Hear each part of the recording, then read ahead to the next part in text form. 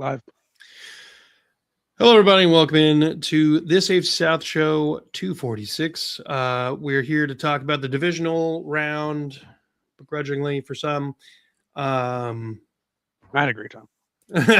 I wanted someone's head on a platter, but You know, I'm a Texans fan. You can check us out on that Real Texas Team podcast. We had almost an hour-long episode. Basically, most of it was talking about CJ. So if you have, I'll get into my stuff later, but if you have any urge to watch a deeper opinion on it, go check that out. Up at the top right, we've got our Jags representative, 1/3 of Third and Teal, the podcast covering all things Jacksonville, Isaiah Michelle. yeah, that's me. How you doing? Pretty good.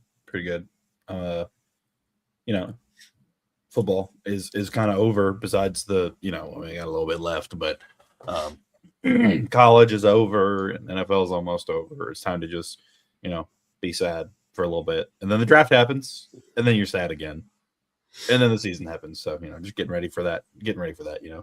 Yeah. Down at the bottom, we've got our Titans representative, Andrew. He's one half of Titans Table for Two. You can check him out with his brother Christian as they talk all things Titans. Not with us this evening is either Jeff or Justin, who are the whole of Unstabled, as well as Tag Team Talk. And then Justin does fantasy football stuff over at Kingmaker Sports. Sorry. Gentlemen, let's start off with some positive news. I can't just immediately start us off on some negativity. I can, but let's stay up. Titans hire Robert Saleh as head coach. Andrew, we had mentioned that this was one of the people you were kind of hoping for. So yeah, he was actually at the top of my list. There was Harbaugh, of course, but out of the realistic candidates, Saleh was the top of my list. And then, it really does boil down to who his OC is too, which it was noted that, he had a plan for his offensive staff and a backup plan. So I think that's one of the things that impressed him was what's your plan with Cam and the offense? Obviously everybody was really excited, maybe Mike McDaniel, but he's now with the Chargers as of an hour ago, I think. But I was high on Saleh. He can build a defense, he can build a culture. Kind of gives me D'Amico Ryan vibes, He was the defense when he left New York Jets was the number one defense in the league, and they have been the number 32 in the defense literally since he left. The week he left. So I was high on Saleh. I think he's the right guy to put a winning culture here, and we'll just see what his staff looks like. The team hasn't formally announced anything, but it's been just about 24 hours almost since the news broke. So I guess we're just waiting. I don't know if they're trying to come up with some video package or interview with him to announce him or what. But yeah, now it's a wait and see, and because the next most important hire is who's his OC. Yeah. What's your plan with Cam Ward? Whatever the offensive coordinator wants, of course. Yeah, I think he'd probably put some names out there. Obviously Mike McDaniel was probably on the list. Brian Daboll is a name I like. Joe Brady if he leaves Buffalo. I like Bobby Slowick. I know he kind of flamed out there in Houston, but the more it looks like CJ plays like shit, it looks like he was kind of the scapegoat for CJ. Honestly, and probably just didn't feel comfortable giving CJ all the reins like CJ wanted. I like Nate Shieldhouse from the Rams. There's a lot of good. Cliff Kingsbury still out there. There's some good OCs out there. So obviously Mike McDaniel's kind of like the belle of the ball, but there's other really good offensive coordinators out there. What's the chances it's still going to be Matt Nagy? Pretty low, I think. I think that was originally a thought. And I wouldn't hate Nagy being the OC, honestly. But I don't think that's really where there's no really crossover between Saleh and Nagy. Well, yeah, but there's crossover between Nagy and Borgonzi. Yeah, Borgonzi does have final say, I guess, technically. But if he came out with a plan and they liked that plan, then I'm assuming they're going to let him go with that plan. And I'm almost positive Nagy wasn't a part of that plan for Saleh. You're probably accurate on that. That wasn't. I wouldn't. I like Nagy way better as the OC than I do the HC. But it came out that they were doing all kinds of research on Saleh from the get-go. as far as to having Jeff reach out to former Jets and 49ers players, like players that have been under him, whether they're former or current, and they have all spoke really highly of him and everything like that. I think he just got. I mean, the Jets are just so dysfunctional. You look at he was there for three and a half seasons. First two, Zach Wilson, Mike White. The third season, Aaron Rodgers goes down with a torn Achilles with 3 plays in, stuck with Zach Wilson again, and then he gets Aaron Rodgers coming off an Achilles for 5 games. We can all agree didn't look the same that year. He didn't as good as he looked this year comparatively. So, and then you got with all the baggage that comes with Aaron Rodgers, was like, get Lazard, get Nathaniel Hackett, get like all this shit you just had to do to please Aaron Rodgers because Woody Johnson wanted him.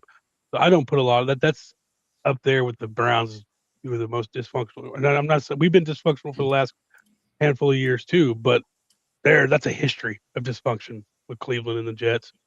Apparently, I don't know if this is 100% true, but I saw a report saying that Rodgers told the Steelers that he won't come back unless they bring in Mike McCarthy as the next head coach.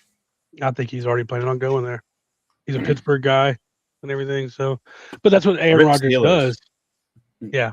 I mean, I don't think that's as good of a job as people are making it out to be. I'd much rather have the Ravens or Buffalo. I don't think the Steelers are there. They're not good on offense. They're an aging defense.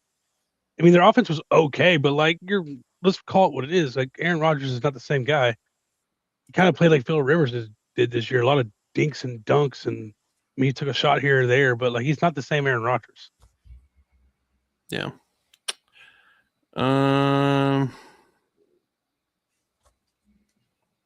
But how do you, now that you see like we'll get into more about CJ, but just vaguely the CJ thing, how do you feel different about Slowick now?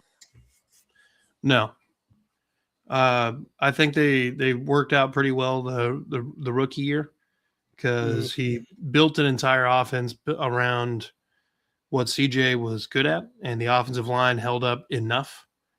And then they didn't have a running game. So then in year 2, they get Joe Mixon, the running game pops off, but the offensive line regresses. And as we all know, CJ Stroud can't throw if there's literally any amount of pressure in his face. So that's not as much on Slowick. Once again, it's more offensive line troubles. Yes and no. So Slowick in year 2 did not develop or change fucking anything. So lack of adjustments. Yeah, like no second half adjustments, no adjustments from year 1 to year 2. Brandon, he's fantastic at copy and pasting Kyle Shanahan's plays. It's a copycat league, to be fair. Kyle Shanahan goes to the playoffs and, he does stuff. That's another name. Clay Kubiak is the current OC for the 49ers. He doesn't call plays, though. That could be a guy that Saleh brings over. But I have heard the 49ers aren't going to – the 49ers have to allow it. I have heard that they're not going to let Clay leave. Who – does he have a brother? Clint is the OC for the Seahawks. Okay. Yeah. Okay. Both sons of Gary. I was talking to a Titans fan. There's a third one, too, and there's another Kubiak somewhere. Yeah, but I think he's still coaching in like college or something. I was talking to another Titans fan of mine, and I was kind of thinking that the Titans, and I wouldn't really encourage this, but you guys remember when, like right before they hired DeMeco Ryans, they hired David Culley and then Lovie Smith, both for a year, and then just said, fuck you, get out of here. Yeah. I was kind of thinking like maybe the Titans did that. They just kind of like get some fucking fill-in head coach for a year until Clint or Clay Kubiak is ready to be an actual head coach, and then just pull the trigger on that.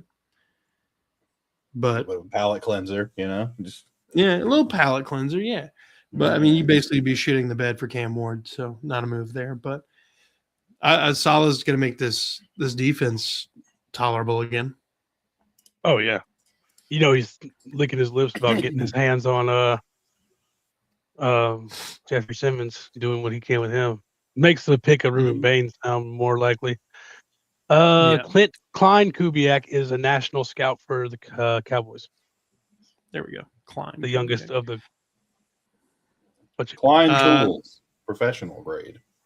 Brandon, I don't believe anybody else plays the Chargers next season in the AFC South. Somebody has we to, all- because we all play the AFC North, and we all play the NFC East. wrong. The Texans will play them. Oh, The Tex- Second place schedules. Era place, yeah. Nor, is that your name? If you're looking to do like what we're doing right now, this is StreamYard. Yeah. And then Rosen Du Moreno, shut the fuck up. Sorry, boys. Continue. No, you. Oh yeah. Well, But yeah, this card, you know? solid move hiring Salah. Oh yeah, I was high Yeah, on it. a very solemn move. Yeah. Very solid Aha. move, and like we've said in the chat, excited to see Salah and Cohen go at it twice a year. It'll be fun. I can't wait for his first interview. And somebody asked him a question about that. Oh, I don't even think about that guy. That was nothing. You know, not a big deal. And then as soon as the game comes around, they're gonna be fucking yapping. Oh yeah, it's gonna be like the Ben Johnson, Matt LaFleur handshake. Yeah. All right, so let's talk about this Texans debacle. So the we don't have Texans fall to the Patriots 28-16. And in large part due to CJ Stroud just absolutely shitting the bed in the first half. And in the second half, he was able to do some things, and then everything around him crumbled. Woody Marks' fumble in the red zone did not help early in the second half. That might have changed a little bit of something, but it is clear and obvious to any Texans fan who's been watching CJ Stroud either a little bit in college or at least since he's been here. He's not that guy.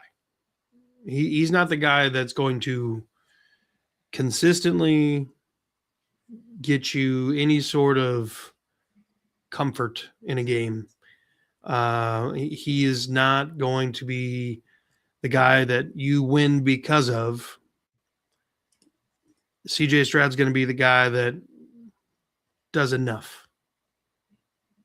He's going to be the guy that is basically Alex Smith from the Kansas City Chiefs at his peak.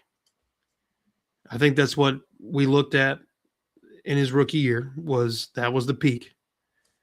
That's what he can be, is peak Alex Smith from the Kansas City Chiefs. He's not going to turn into Dan Marino or Peyton Manning or Pat Mahomes. That's just not what his game is. Homie's got all sorts of issues about not, letting one play weigh him down and, cloud his judgment and kind of make him start second guessing himself. He's got some sort of personal demons that he's got to exercise in the same kind of way that Steve Young had to exercise it by finally getting over the hump. The Texans franchise needs very, very minimal out of their quarterback position. When you have a defense like that, you're basically in every game. You take CJ Stroud's pick six away because maybe he just decides to make the smart play and just throw it in the ground. It's 21-16 in the second half. We're talking about a very different game where the Texans are in it late until the game, even despite CJ Stroud having 3 interceptions. No, I'm just saying he didn't have the pick six. Oh yeah. So, he just makes one smart play. This game is not a 12-point loss. It's a manageable game well into the fourth quarter, and there's a chance at redeeming himself. But instead of doing that and taking an L on a play, he's got to play fucking hero ball, channel his inner Will Levis, and fucking just hum one up to the moon and hope that somebody in his uniform is going to come down with it. I don't know that Davis Mills in the second half would have come in and won that game, but he probably put you in a better position because Davis Mills, if he were to fuck up, moves the fuck on with his life pretty damn quickly. CJ is very like when after his rookie season, he was on podcasts and everything. Oh, I'm real good. Look me, top 5 quarterback. Blah, blah, blah. And then has a bad year. All of a sudden, the podcasting stops. He's not doing anything. It's all now he's just sitting at home in his head. And that's what you bench him. You probably send CJ Stroud on a Vince Young mental spiral, throwing his shoulder pads away. You know, people find him locked in his own closet with the Titans cheerleader outfit on. Vince Young was a weird man. But, you know, I've had a lot of time to sleep on it, and I initially wanted CJ Stroud out of a Texans uniform. At this point, as long as the expectation changes and the money changes and you pay him like a game manager and he can give you any sort of game management, I'm okay with the 5th-year extension. And, you know, after that, probably a $20 million, $26 million a year contract extension. Unless, you know, all hell breaks loose and somehow he remembers how to play football at a decent level. We won a lot of games. He would take that.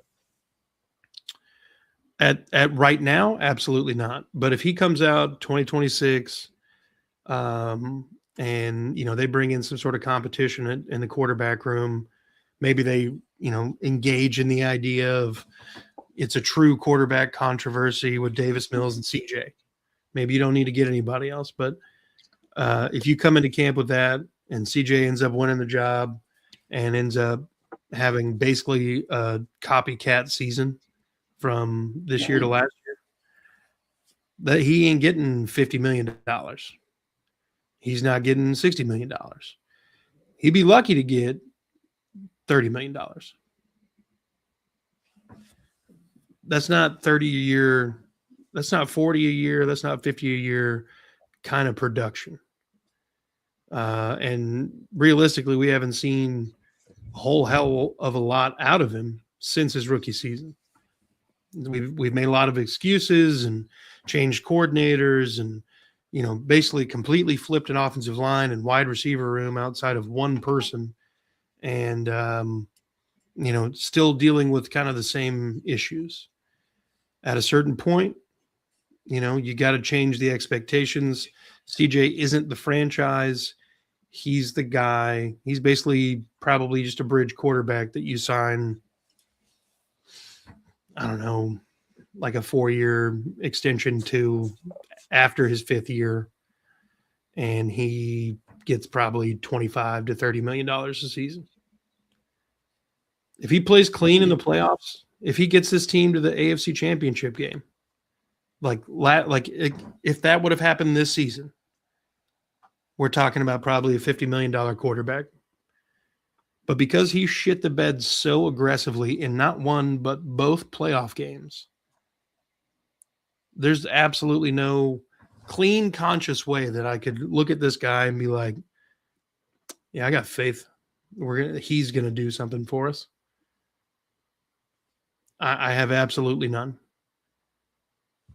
Even outside of the interceptions in that game, he was missing people high, missing people way outside, missing people way low, literally caused a hospital ball with just one player. He threw a ball to the tight end, Cade Stover, and caused him to literally turn back so aggressively, homie tore his ACL. What are we doing, CJ? I get being nervous. I get being jittery, but this is not your first rodeo, and you're acting as if it is your first rodeo. I feel like he wasn't ever this nervous the 2 years before.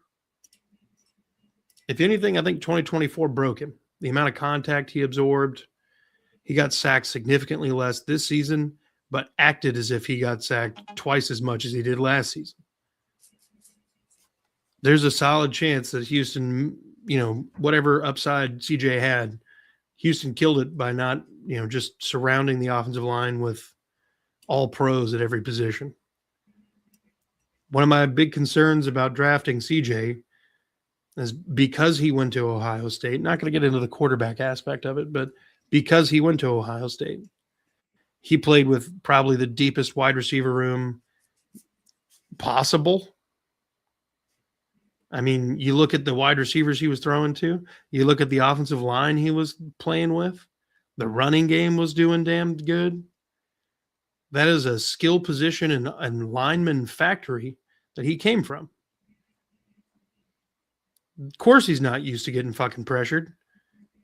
They played in the softest conference ever. Only time he lost was to Michigan or Georgia. And every time it was pressure, and then he looked like this.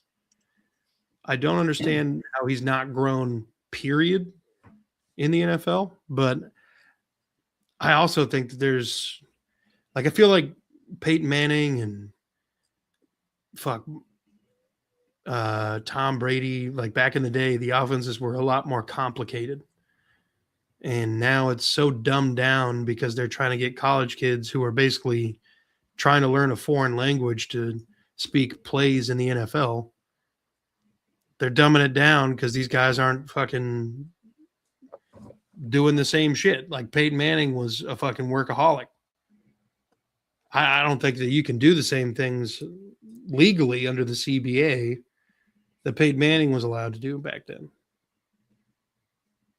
So, I mean, I don't know. There's like a dumbing down of the quarterback position, and it's not helping anything.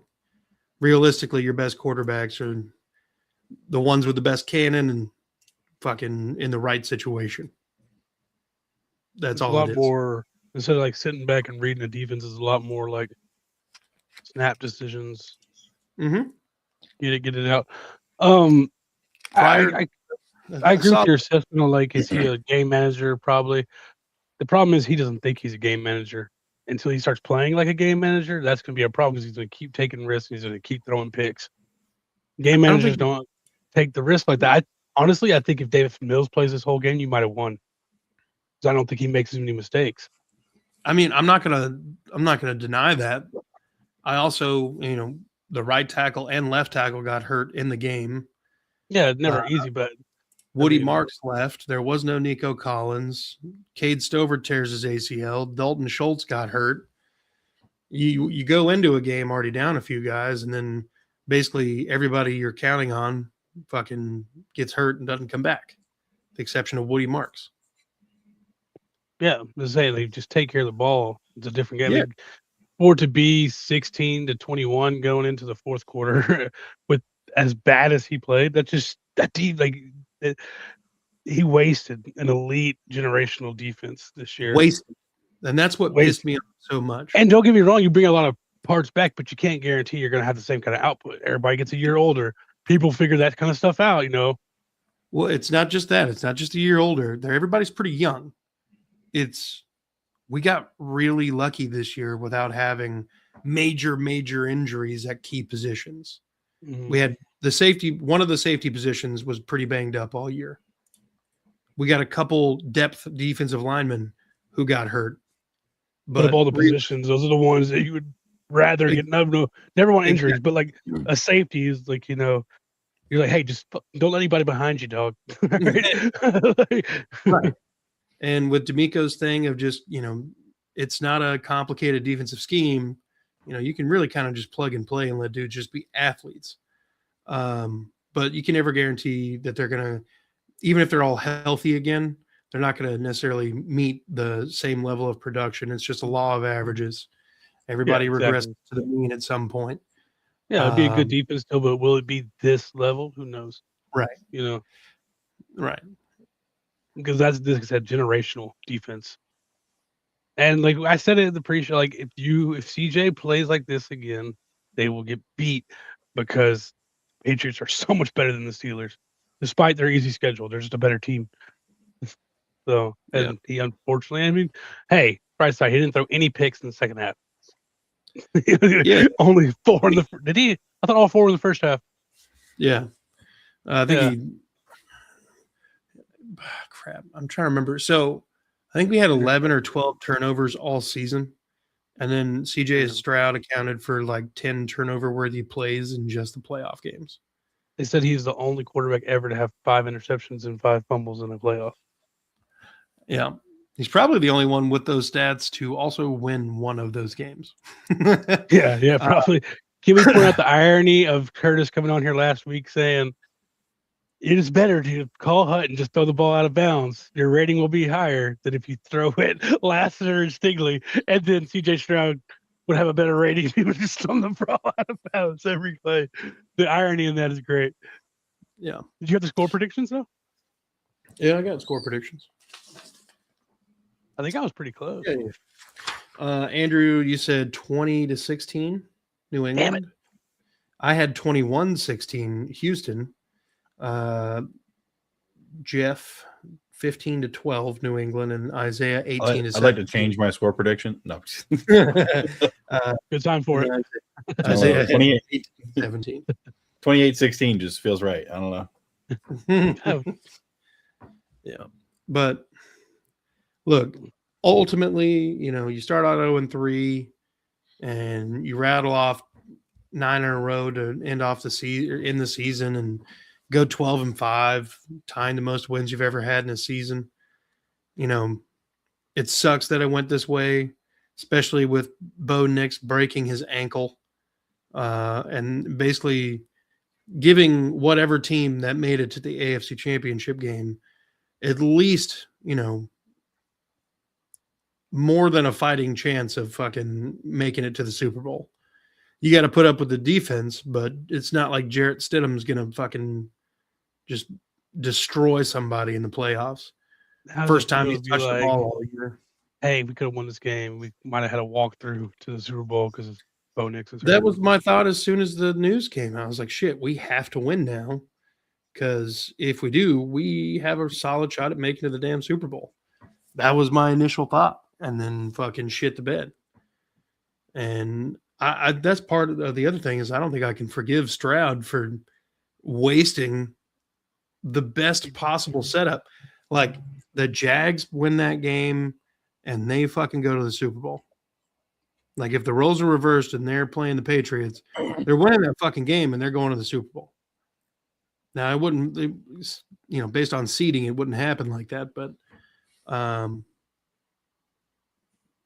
it just waste, fucking waste. All right, well let's turn it back to something, a little bit less negative. Grant, you didn't. Texans fans aren't going to want to hear this.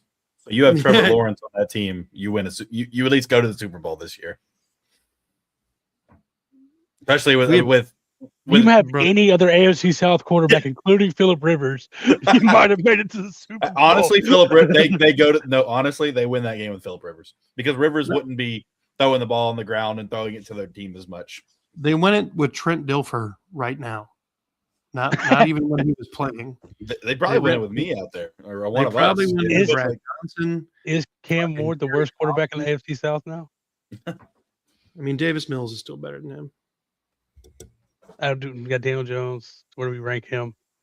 He's not under contract right now. Riley Leonard. Do we rank Riley Leonard ahead of CJ? Based on what the last tape we've seen of both, probably so. I mean, at this point, my expectation is 20 touchdowns out of CJ and fucking 10 plus turnovers and him missing 3 games for a concussion. But anyway. Azeez Al-Shaair, who won't even be mentioned in the Defensive Player of the Year conversation, versus Trevor Lawrence, who is 3rd in MVP voting. Oh, surely Azeez can carry a team farther. Maybe he can carry a team. Never mind, I'm not going to say that. Not the time. Grant Udinski could be hired as the Browns head coach in the coming days. I don't know even think who that's Grant true, Udinski though. is. I don't think this is true what the Justin just said. I do think it's obviously an easier path without Bo Nix, but that team's strength is their defense and their pass rush. Yeah, but Bo If Nix Stidham can just bailed them not. out. If Stidham can just not make mistakes. Yeah, learn Good from old CJ. Stidham. Yeah, just don't do a CJ. See, when we Worst watch case- CJ's tab, don't do that. Worst We case, might just have a chance. run Wildcat the whole game. Yeah, shit. RJ Harvey's been playing great. You guys remember during COVID when all of the Broncos quarterbacks got like they tested positive for COVID and none of them could play that game. So they ended up having to start one of their wide receivers at quarterback. Yeah, that was wild. Yeah. I started him in fantasy. That was the worst decision I ever made.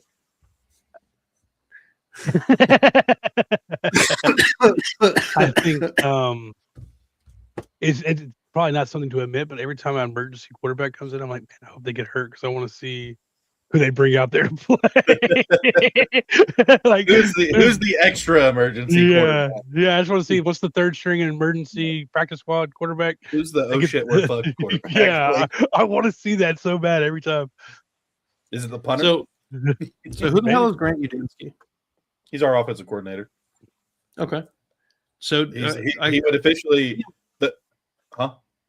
I was going to ask him. Liam called plays, right? Yes, Liam Cohen called plays. So he was the quarterback coach with the Vikings before he came to us.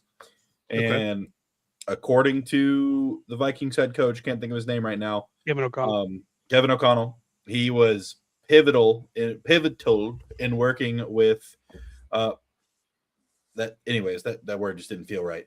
He was really good, good helping out with Sam Darnold. He was the one doing the main work with the quarterbacks up there. And then he brought him in. Liam Cohen brought him in, and I can see this happening for two reasons. One, he's unproven, and the Browns are kind of looking for something different. And all these new young coaches, that's kind of like the thing. And two, which goes along with the young, he's 30 years old. He'll be the youngest NFL coach in the history of the sport, or head coach. And so, it's like, oh, look at this fresh new guy. And the Jaguars just went to the playoffs and after going 4, blah, blah, blah, blah, blah.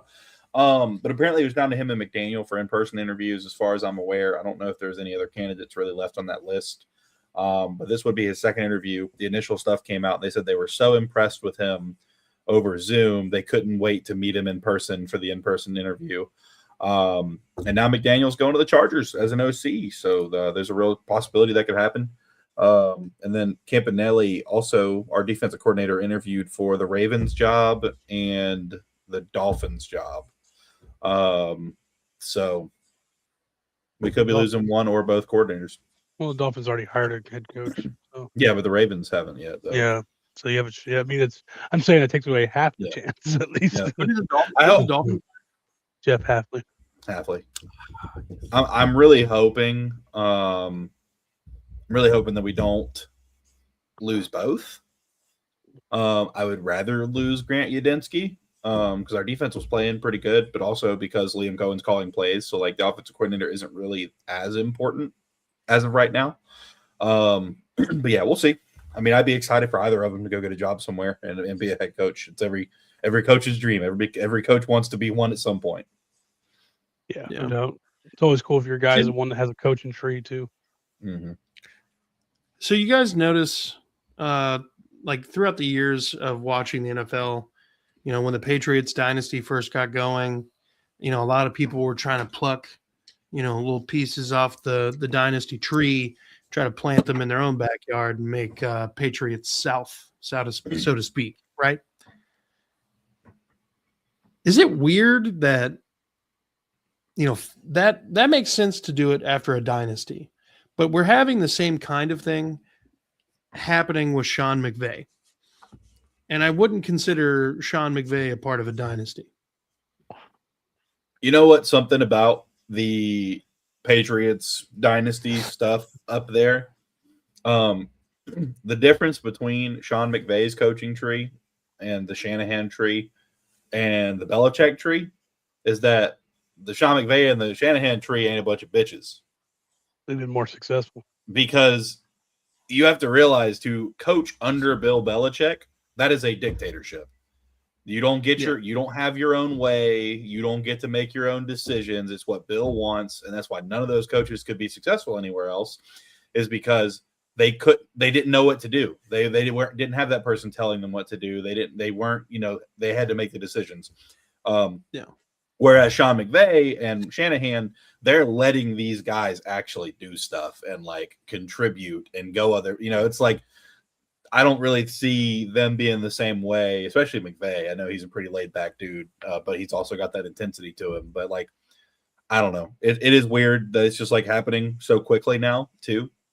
But I don't know. We'll see. I also think, you're never going to have a dynasty like that Patriots dynasty again. That was insane. You'll never see that again in sports the way it went. Well, I would say in the middle of it, you had the Chiefs, and everybody was trying to hire all the Chiefs people for a little bit, and then it didn't work out, and everybody came back. Yeah, a little bit. I was just gonna say, I think McVay is like, that's close. If they win this weekend, be his third Super Bowl appearance in 8 years? Like, is that right? 8 years? Yeah, that's pretty decent. I think. I don't think the Patriots have been back to the Super Bowl since they won last. No, because the next year is when the Titans beat them. So yeah, like 7-8 years would be just like, that's kind of like, in football, that's really, really good. I'm surprised. Typically, I'm surprised Sirianni hasn't had more of his coaches get looked at. They did. Gannon and Steichen. Yeah, Steichen and Gannon. Steichen, Gannon. There was who was the guy before them? Because the first year they went to the Super Bowl and won with Sirianni, everybody left, and then the Eagles fell apart the next season because they were like, "Oh, Sirianni can't call plays." It was all the offensive coordinator, defensive coordinator. I think it's been kind of like the inconsistency with Sirianni's teams. Yeah, it was the year Steichen left. Yeah, Steichen and Gannon went, and so I don't know. I think that year they went to the Super Bowl, they got pulled, but it's been kind of inconsistent. What was that, Curtis? Was that who started at those positions though? Like Sirianni got there. Steichen was their offensive coordinator that turned Hurts into what he is. Yeah. And then he left, and he was gonna, turn Anthony Richardson into whatever. Sirianni came from Frank Reich. So it's all the Frank Reich tree is what I'm hearing. But no. The coach that lasted 10 weeks in Carolina. Yeah, somehow he lasted less time than Urban Meyer. Urban Meyer lasted 13 weeks. Yeah. All right. Were y'all hype about Urban Meyer when he first got hired?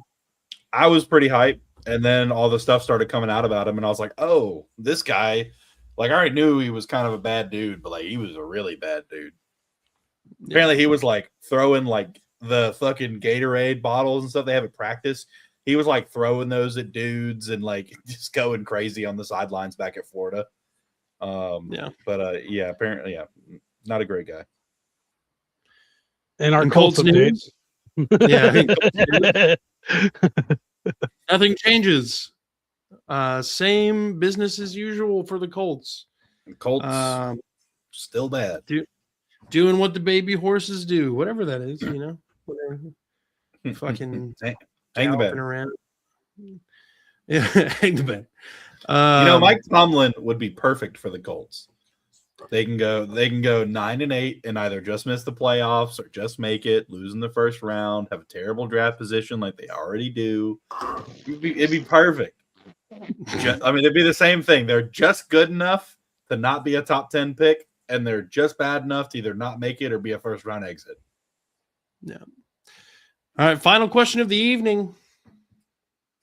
You know who I'm saying? Liam Cohen. Robert Saleh. What's Liam the Cohen's anybody got got them crazy eyes. anybody got fucking height and weight on these gentlemen? I know Cohen's 6 foot. Cohen's taller, for sure. Is he taller? Yeah, What? yeah. You see here, Nah, no way. I No, guarantee- Salah's taller. 6 foot. I don't have his weight. He's 6 foot. Salah's 6'1" or 6'2" is what No, he's he's- considered to be. Really? That's what it says right here on Google. Huh. Yeah, I got Robert Saleh for sure, and he's got to weigh more too. He's built better. Nah, bro. Salah's a bitch. He's one of those guys that he looks cool, like he's a gym bro, and then the first time he gets swung on, he's like, "Oh, that's what blood looks like. This is scary." Robert Like- Saleh hit Cohen I don't so hard like- in the face it fixes his crazy eye. That's his only hope.